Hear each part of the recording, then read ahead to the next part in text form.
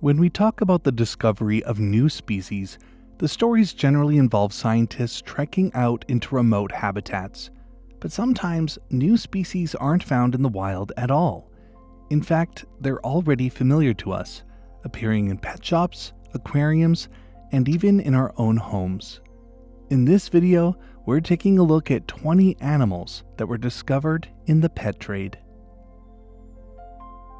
While you may have never considered keeping a crayfish as a pet, these crustaceans are actually quite popular among some aquarium enthusiasts, especially in Europe and Asia. Their bright colors and interesting behaviors have made them a staple of the ornamental trade. But there have been several instances of crayfish that made it into the trade before scientists even knew that they existed. Some of the most popular aquarium crayfish are the blue varieties. They're often sold under the name blue moon crayfish, and for years, one species was appearing in shops in Japan and Europe that was surprisingly stunning. It wasn't just blue, but also had vibrant patches of purple or pink across its body. Despite how popular it was, no one really knew where they originated from. That is, until researcher Christian Leuckalp decided to investigate. In 2015, he described it as Cherax pulcher, and he managed to trace the species back to streams in the Bird's Head Peninsula of West Papua, where it was being collected to be sold overseas. Sadly, by the time Leuckalp discovered its origin, the species was already under heavy pressure, with local collectors noting that it had become increasingly more difficult to find. And this wasn't an isolated case.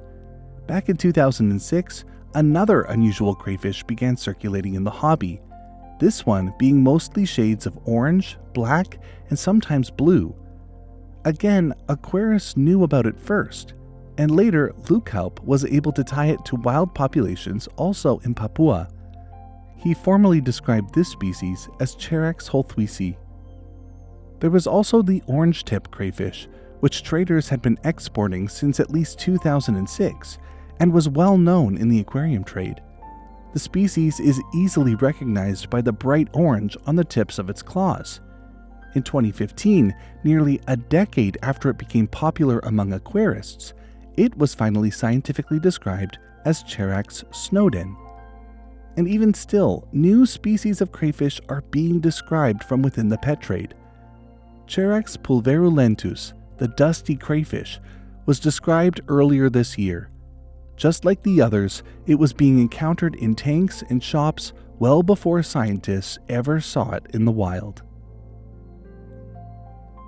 Many pet owners are fascinated by crabs, and some of the most popular are sold under the catch-all name vampire crabs.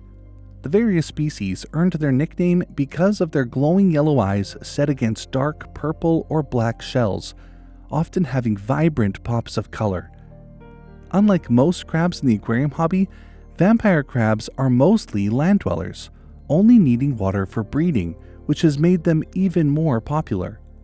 Some of the most popular species were these two, the purple vampire crab and the red devil vampire crab, and their bright colors make it clear why so many people wanted to keep them as pets. But for all their popularity, no one seemed to know exactly what species they were.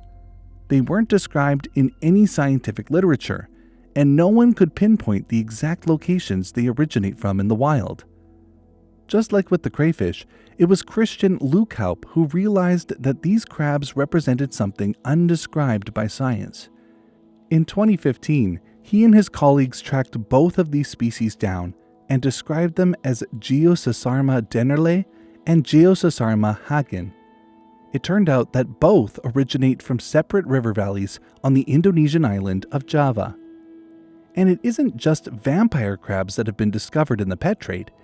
In China, small, boxy freshwater crabs were long being sold under various local names.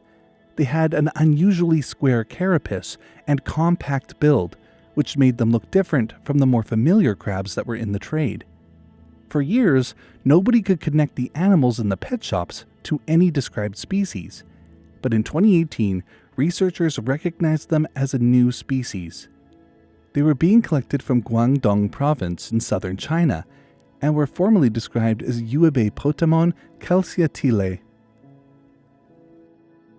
Some of the most striking crustaceans in the aquarium trade are sold under the name cardinal shrimp. Their bright red bodies, dotted with tiny white or blue spots, as well as their constant activity, have made them an instant favorite among aquarists looking for something vibrant for their tanks. For a while, though, nobody seemed to know what these shrimp actually were or where they came from. They were clearly distinct from the common Caridina species already in the trade, yet no scientific description matched them. It wasn't until 2007 that the species was formally described as Caridina dennerli. They traced its origin to Lake Matano in Sulawesi, part of a cluster of ancient lakes known for their unique crustaceans and snails. Sadly, the construction of hydroelectric power plants on the shores of the lake, as well as the introduction of flower-horned cichlids, has led to their possible extinction in the wild. The species hasn't been recorded in the lakes since 2013, and today it survives only in the aquarium trade. Among invertebrate pets, few have risen in popularity as quickly as isopods. In the last decade, brightly colored terrestrial isopods have become a craze among hobbyists, especially in Asia, and two of the most sought after are sold under playful nicknames, the rubber ducky and the king panda. The rubber ducky isopod earned its name because of the cartoonish yellow face pattern on the front of its body, which makes it resemble a toy duck. The king panda, on the other hand, is strikingly patterned in black and white, a color scheme reminiscent of the black and white markings of a panda bear. But for a long time, these animals were circulating in shops and collections without any formal identification. They were simply marketed under their trade names, with little information about what species they actually were or where they came from. More recently, researchers have been able to tie them back to wild populations in the limestone caves of Southeast Asia, and to sort out at least some of their taxonomy. Both are currently referred to as Cubaris species, pending formal description, with the rubber ducky isopod likely originating from Thailand and the king panda isopod thought to mostly come from Vietnam. Some of the most unusual insects to appear in the pet trade are walking sticks. While insects aren't very popular in North America, in Europe, phasmids are far more common. One of the most beautiful stick insects kept as a pet is sold under the name Black Beauty. Unlike the more common greens and browns most people expect from stick insects, this species is jet black with tiny, bright red wings and yellow eyes, a striking contrast that immediately caught the attention of hobbyists. For a while, no one knew much about the true identity of this small species.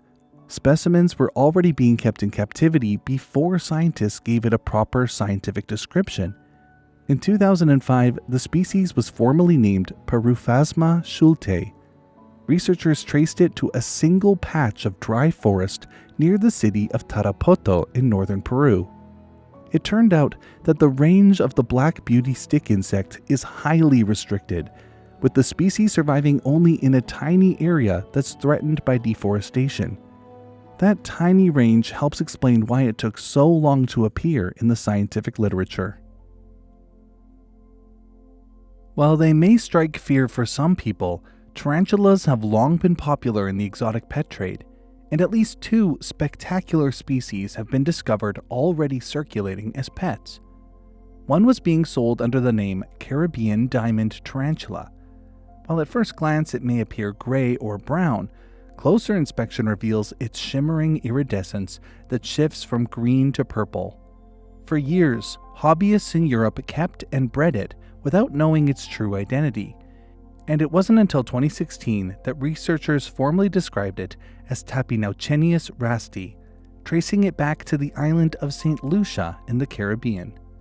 Even more recently, a species with bright blue legs, pedipalps, and jaws began appearing in the trade under the nickname electric blue earth tiger.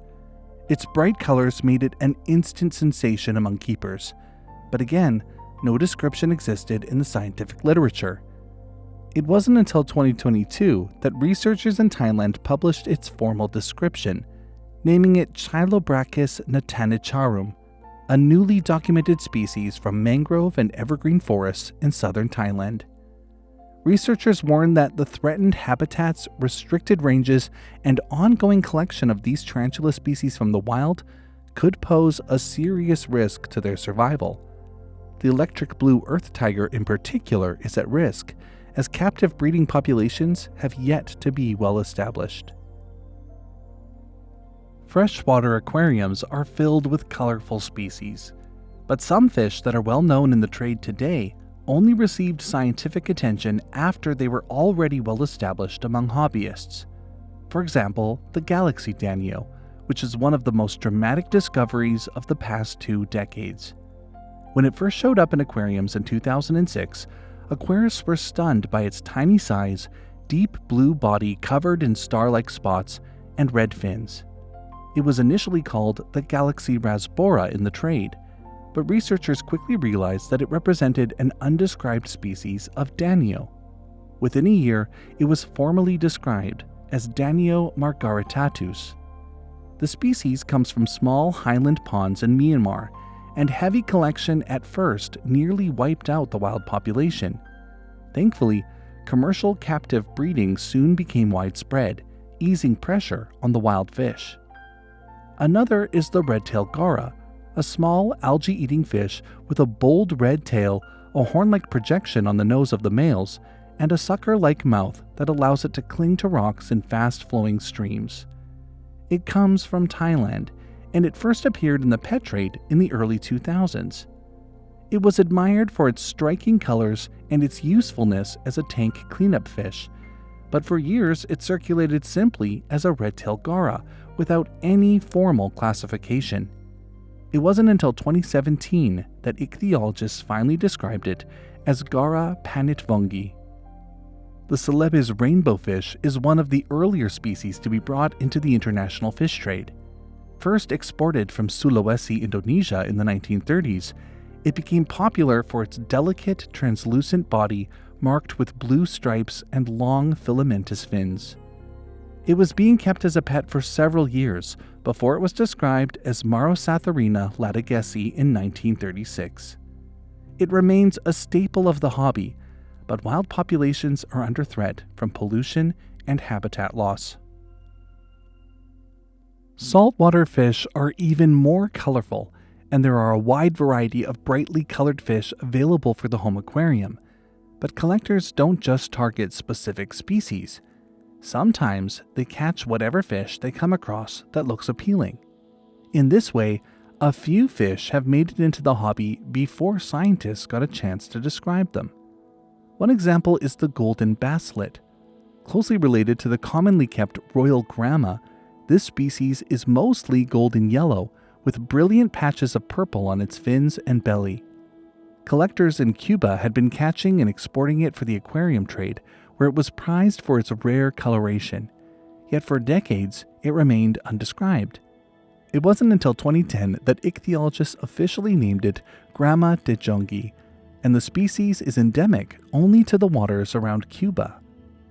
Edward's pencil wrasse, a slender, brilliantly colored reef fish, had been quietly sold under various names for years. Males show a dazzling mix of greens and reds with thin, elongated bodies, making them a striking presence in reef tanks. For years, however, it was treated as an odd form of other pencil wrasses. In 2016, researchers finally described it as Pseudojuloides edwardi, based on wild specimens collected from the western Indian Ocean. Both of these species have limited ranges, are not bred in captivity, and fetch high prices in the aquarium trade. As a result, pressures on wild populations are high.